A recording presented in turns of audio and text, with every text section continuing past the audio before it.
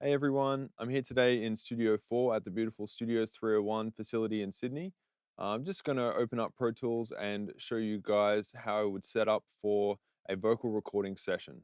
Just setting up for a simple session where you would have a backing track of music for the singer to sing along to, and a few vocal tracks, effects tracks, and so on.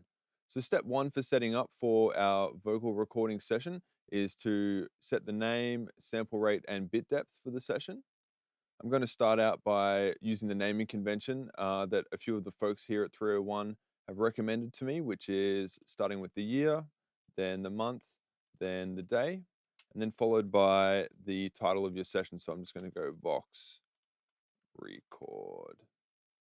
Jumping down to sample rate, I'm going to choose 48 kilohertz today instead of the traditional 44.1 kilohertz that you might use for a recording session. Using 48 just in case the vocals that I record end up going along to a film clip or a live record later on. Shout out to Jess Des from Studio 301 who's let me know of that little trick when setting up for recording. It's always handy to have it in 48 in case your audio will be matched to a video later on. Jumping over to bit depth now, and I'm going to choose 24-bit for our session. Now, step two for setting up our vocal recording session in Pro Tools will be where to save our recording to. So I'm going to use the desktop on my machine just here. Some of you may have an audio drive or a dedicated built-in hard drive that you use for recording audio. I would suggest using built-in drives for your recording sessions as opposed to external drives, as external drives can get bumped or you might run into an error where it sort of ejects itself during your recording session. It's best to choose internal drive to record to, and then you can copy your session over to an external at a later date. So I'm just going to choose desktop. We've got our settings selected. I'm going to create. Cool. Your Pro Tools session will open up looking something like this. Usually starts with a click track as well. The click track can be super handy for recording to the grid and editing to the grid later on. If you know the BPM for your session, you can come up here, double click, and type in, maybe it's 110 for today's session. Cool. So you know, yeah, the click track's there and ready to go. We can leave the click track there. I might just go right click and make it inactive for now. All right, so step three in setting up for our vocal recording session here in Pro Tools is to create a new track or import the backing track that you'll be using for the vocalist to sing along to.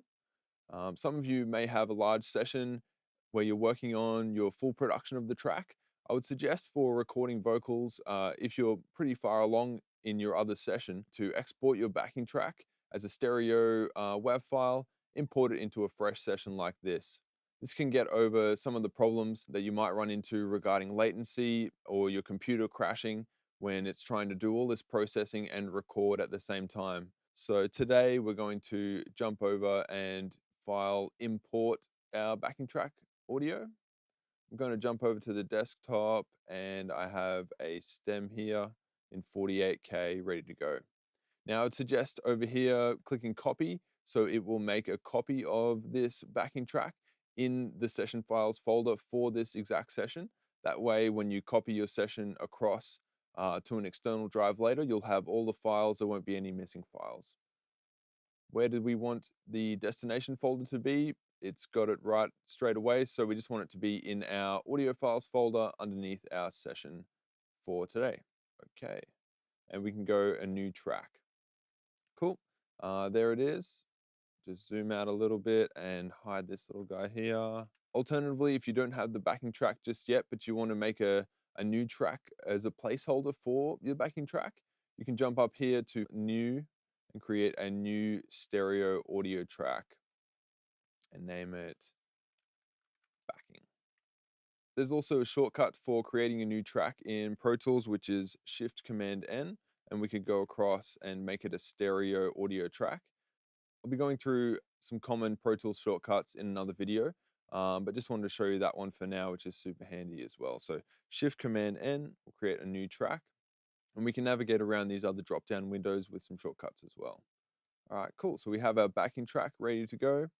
Next, we want to Shift Command N, create some mono audio tracks to record our vocals onto. I'm going to go 4 for today. And here they are. What I would traditionally do is have a few extra tracks than you may need ready to go so that you're not having to quickly create tracks in the middle of a recording. I'd have them ready to go, and you can even label them up with some common names. What I'm going to do is go VVox and jump to the next one, which we can do by holding the command button and arrowing across. All right, so VVox, and then I go VVox2, then I'll go CHVox and CHVox2. Cool. That way I have some dedicated tracks to record my verse vocals on and some dedicated tracks to record my chorus vocals on. While we're here, I'm just going to select my VVox tracks by clicking on the name there, holding down Shift and clicking on VVox2, double clicking over on the color, the blue color here for those tracks, and just going to change them to a different color so I can quickly identify that they are two of the same sort of tracks. Slightly different color for the chorus vocals, and we're on our way. All right, now that we've created our vocal tracks and we have our backing track in here, we're going to create a few effects tracks to have on hand, just in case your singer might want to hear some reverb or delay on their vocals in the recording session. So again, I'm going to go to our old trusty Shift Command N shortcut to create some new tracks. And now we want to go make a few stereo auxiliary tracks. So stereo aux, and I might make 3 of those to start with. Cool. They've shown up down the bottom, and I'll name them as verb1, verb2, and delay. Now that you've labeled those tracks, feel free to color them how you like. I like this light blue color for my effects tracks. So once you've created your effects tracks and colored them how you like, we can put our favorite reverb plugin on and pull up your reverb sounds. I'm going to use Deverb today, the stock Avid reverb, just so everyone at home could do this as well. What we might start with is a smaller sort of plate. I'm writing here short verb, and this one can be a long verb. What I'm going to do is copy our Deverb plugin down to verb2 and then tweak the settings from there. So we can do that by holding down the option button and clicking and dragging our Deverb plugin. Obviously, we could also look through the plugin list and find it that way.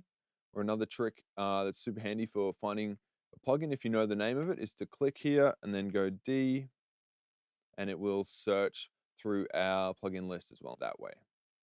Cool. Jumping into Deverb, we want a large hall that is bright in this case.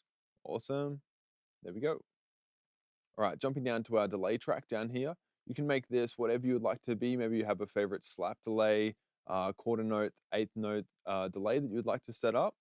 Obviously, the quarter note and eighth note delay, any delays that fall on a note value, will be correlated to our session tempo up the top here. So make sure to change that to the appropriate BPM so that your delay will follow along.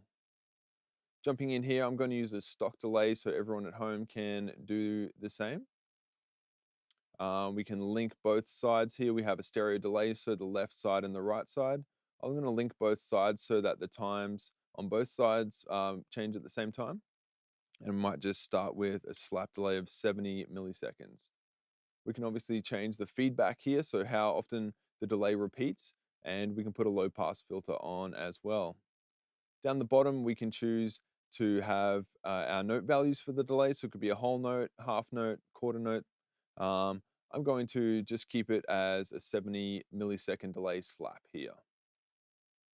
Cool. All right, now that we've set up our favorite effects tracks and we've got our vocal tracks ready to go, I'm going to set up the routing from our vocal tracks to our effects tracks so we're all ready to go for our session. To start with, I'm going to assign the inputs as bus 1 to our first reverb. We can then right click on the name bus 1 and click rename. I'm going to change this to verb 1 to suit the name of the auxiliary track. Jumping down, same again, but we're going to choose bus 3 and 4. Rename verb 2.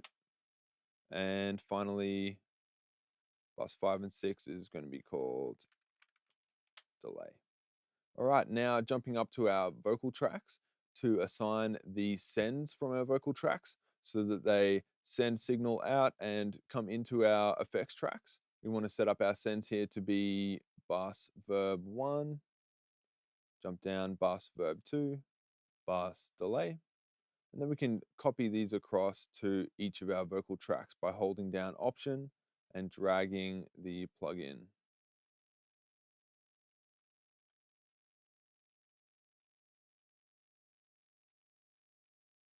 like so. Cool, now that we've set up our vocal effects sends on all of these tracks, we are almost ready to go, except if you click on these, you'll see the levels are all at negative infinity.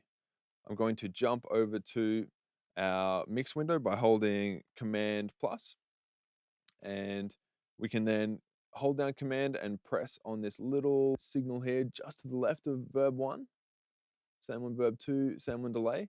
That way we quickly have access to our levels here for sending to each of our effects tracks. What I might do here is scroll down to the bottom and turn off our inserts F to J so we're not viewing them at the moment. Gives us a little bit more room to see our tracks and our assignments as well. All right, now that we've got everything set up here for our vocal recording session, we can jump back to the edit window by holding Command plus and just tidy it up, make everything in view so we can hold down Control, Alt, and Command on a Mac and press the up arrow.